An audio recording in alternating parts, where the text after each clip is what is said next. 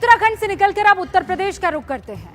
एक बार फिर से स्वामी प्रसाद मौर्य, जो पूर्व मुख्यमंत्री उत्तर प्रदेश के अखिलेश यादव के बड़े करीबी माने जाते हैं, हिंदुत्व पर एक बार फिर से उन्होंने हमला बोला है।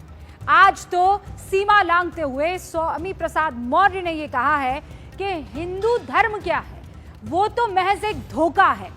उनका यह बयान देना था और उसके बाद तमाम साधु संतों ने स्वामी प्रसाद मौर्य को आड़े हाथों लिया। अब समाजवादी पार्टी के लिए ये वो दिक्कत खड़ी हो गई है जिसे ना वो उगल सकते हैं ना निगल सकते हैं।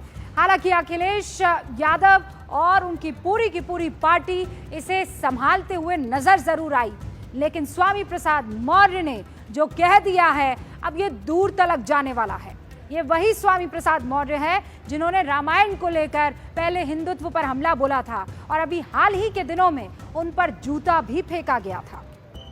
हिंदू धर्म नाम की कोई धर्म है ही नहीं। स्वामी प्रसाद की आदत निशाने पर सनातन। सारी विषमता का कारण भी ब्राह्मणवाद ही है। विवादित बोलो के स्वामी, अपमान की आदत पुरानी। हिंदू धर्म केवल धोखा है। कभी राम तो कभी बद्रीनाथ धाम, स्वामी का एक ही काम। हिंदू धर्म नाम की कोई धर्म है ही नहीं। सुना आपने, ये है समाजवादी पार्टी के महासचिव स्वामी प्रसाद मौर्य, जो सुर्खियों में सियासत की वजह से कम और अपने स्टेटमेंट के लिए ज्यादा आते हैं। जनाब जब भी बोलेंगे समाज में जहर ही घोलेंगे और यही इनकी पहचान बन गई है। स्वामी प्रसाद मौर्य अखिलेश के करीबियों में शामिल हैं। फिलहाल स्वामी प्रसाद मौर्य समाजवादी पार्टी से विधान परिषद के सदस्य हैं और ऐसा पहली मर्तबा नहीं है जब स्वामी प्रसाद मौर्य ने रामचरितमानस की कुछ पंक्तियों को लेकर कुछ ऐसा कह दिया जिससे करोड़ों सनातनियों की भावनाएं आहत हुई।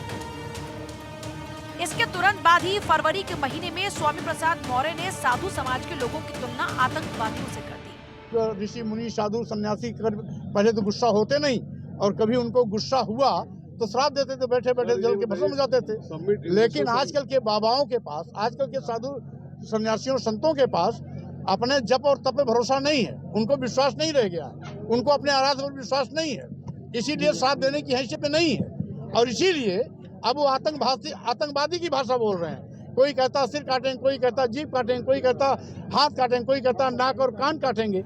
ये चकोरी पूरी खाते खाते पूरी शरीर में इतनी चर्बी है कि हड्डी दिखाई नहीं पड़ती। इसके बाद फिर मार्च के महीने में ही स्वामी प्रसाद मौर्य ने साधु संतों को लेकर विवादित टिप्पणी की, जिससे साधु संत समाज के लोगों ने उनका जमकर विरोध किया। ज्ञानवापी में सनातन से जुड़े चिन्ह की तलाश के लिए जब कोर्ट ने सर्वे का आदेश दिया, तब भी स्वामी ने हिंदुओं की भावनाओं को आहत करने वाला बयान दिया। उन्होंने कहा था, अगर गड़े मुर्दे उखाड़ने की कोशिश की जाएगी तो बात बहुत दूर तक जाएगी, इसलिए 15 अगस्त 1947 को जो स्थिति थी उसे ही माना जाए। अगर हम इतिहास के गर्भ में जाएंगे, अतीत को खोजेंगे, गड़ा मुर्दा उखाड़ेंगे, बहस भी लंबा चलेगा, वाद विवाद भी लंबा चलेगा। अब ऐसे में सवाल ये है कि स्वामी प्रसाद मौर्य सनातन धर्म पर ही बार बार ऐसी टिप्पणी क्यों करते हैं? क्या वोटों के ध्रुवीकरण के लिए स्वामी प्रसाद मौर्य साधु संत और सनातन के अपमान को हथियार की तरह इस्तेमाल कर रहे हैं? इसमें कोई दो राय नहीं कि सनातन धर्म हमेशा इनके निशाने पर रहता है। इसके कारण हिंदूवादियों का गुस्सा भी फूटता है। ये तस्वीरें देखिए,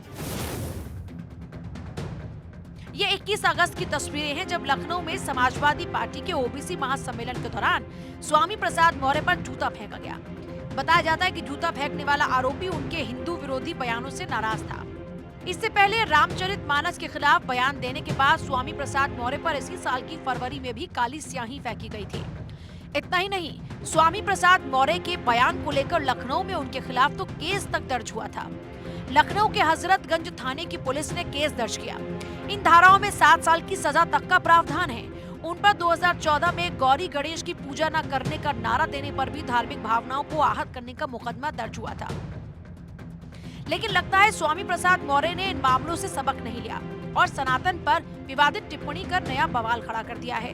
स्वामी के सनातन विरोधी बोल पर विरोध जारी है, लेकिन आगे बढ़ने से पहले एक बार फिर सुनिए आखिर स्वामी प्रसाद मौर्य ने कहा क्या। ब्राह्मणवाद की जहरें बहुत गहरी हैं और सारी विषमता का कारण भी ब्राह्मणवाद ही है। हिंदू धर्म नाम की कोई धर्म है ही नहीं। हिंदू धर्म केवल धोखा है।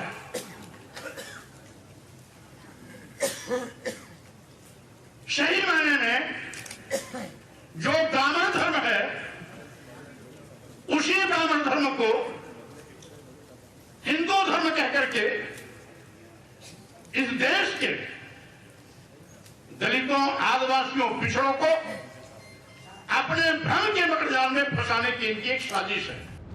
स्वामी प्रसाद के बड़बोले और विवादित बयान के बाद बीजेपी और साधु संत हमलावर हैं। स्वामी के स्टेटमेंट पर केशव प्रसाद मौर्य ने निशाना साधा और कहा कि स्वामी प्रसाद मौर्य के बयान की सजा समाजवादी पार्टियों को भुगतनी पड़ेगी।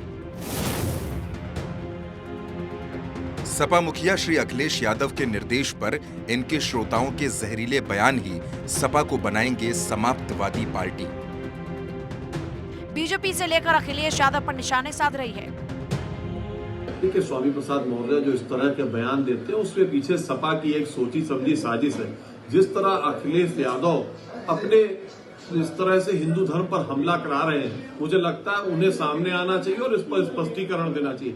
कभी उनकी पत्नी कहती है कि मैं हिंदू हूं, उनके एक विधायक मनोज पांडे कहते हैं कि स्वामी प्रसाद मौर्य अनर्गल बयान दे रहे हैं, और एक तरफ स्वामी प्रसाद मौर्य का इस तरह का बयान जो जारी होता, उसके पीछे अखिलेश यादव की सहमति है। मुझे लगता है अखिलेश यादव को लगातार हिंदू धर्म पे जो हमला उनकी तरफ से हो रहा है, उस पर विचार करना चाहिए, सामने आना चाहिए और अपनी मंशा स्पष्ट करनी चाहिए।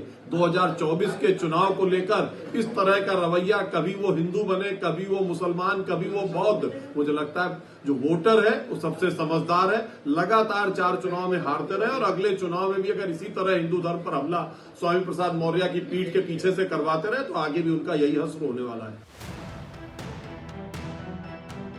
इस बवाल को लेकर समाजवादी पार्टी बैकफुट पर है। समाजवादी पार्टी के कुछ नेता भी इन बयानों से असहज महसूस कर रहे हैं। एसपी के सीनियर नेता, पूर्व मंत्री और व्यास बहा में मुख्य सचेतक मनोज पांडे का इशारों में स्वामी प्रसाद मौर्य पर हमला करते हुए आसमान में थूकने से मुंह पर ही गिरता है। ये दर्शाता है कि वो भी इस बयान पर सहमत नहीं। इसके बाद समाजवादी पार्टी ने डैमेज कंट्रोल की कोशिशें शुरू की। समाजवादी पार्टी की सांसद और अखिलेश यादव की पत्नी, यादव परिवार की बहू डिम्पल यादव ने कहा कि सनातन धर्म में कोई दुश्मन नहीं होता। सपा सांसद हमारा कोई भी दुश्मन नहीं है।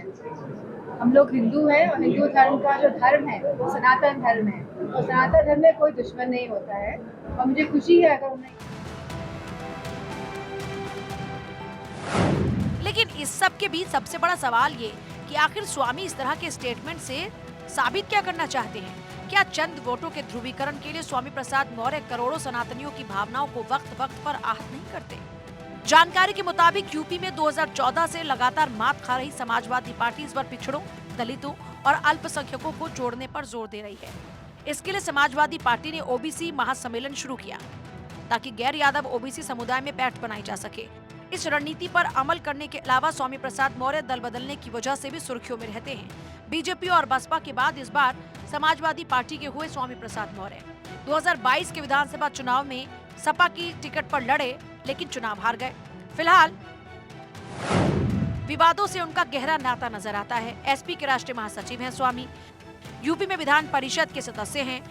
2022 विधानसभा चुनाव में वो हार गए थे। 17 में योगी सरकार में मंत्री थे। मौर्य की बेटी संघमित्रा बीजेपी से सांसद है। पहले भी कई बार वो कंट्रोवर्शियल स्टेटमेंट दे चुके हैं। रामचरितमानस को लेकर भी अमर्यादित टिप्पणी की थी। साधु संतों पर भी बोल चुके हैं विवादित बोल। समाजवादी पार्टी को स्वामी प्रसाद मौर्य के बयानों से सियासी फायदा होगा या नुकसान, ये तो भविष्य बताएगा। लेकिन इन बयानों से जिस तरह हिंदू संगठन भड़के हैं, उससे स्वामी प्रसाद मौर्य एक और कानूनी मुसीबत में फंसते जरूर नजर आ रहे हैं।